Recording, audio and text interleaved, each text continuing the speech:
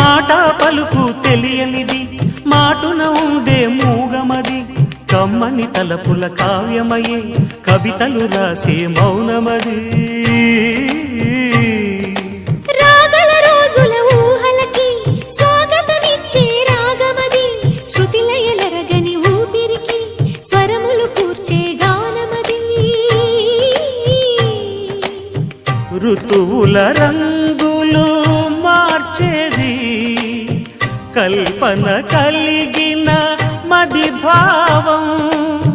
బ్రతుకును పాటగా మలిచేది మనసున కదిలి